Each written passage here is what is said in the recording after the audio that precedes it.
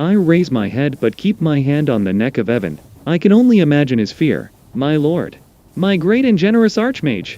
It is so generous of you to grace us. I could see his eyes begin to glaze over as I attempted to use platitudes.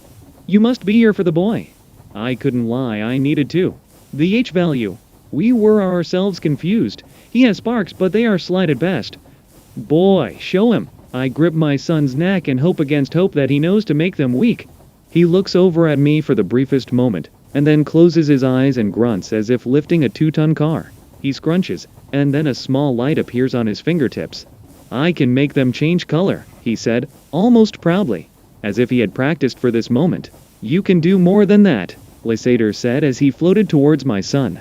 My dear Arch. My voice became lost to me. Any word I attempted caught in my throat.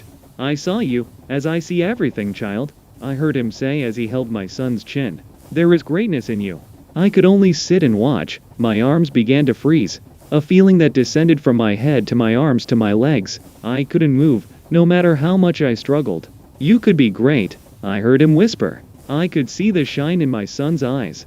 A chance at someone who would allow him to truly move freely. Something his mother and I hadn't allowed. He'd been on his own too much. The Archmage had surely seen it. He'd probably been practicing on his own. My mind became a frantic pace of every implication. Come with me, child, he said as he rose and floated above us. He extended his hand and I saw Evan reach out to hold it. My child. My child. He was only a child. He was only 12. I couldn't move. I couldn't stop him. Ivan! I screamed in my mind, even as I couldn't express a single emotion. Ivan! I screamed it as loudly in my mind as I could. He looked over at me and smiled, and the Archmage burst into flame. I fell to the floor and gasped for breath.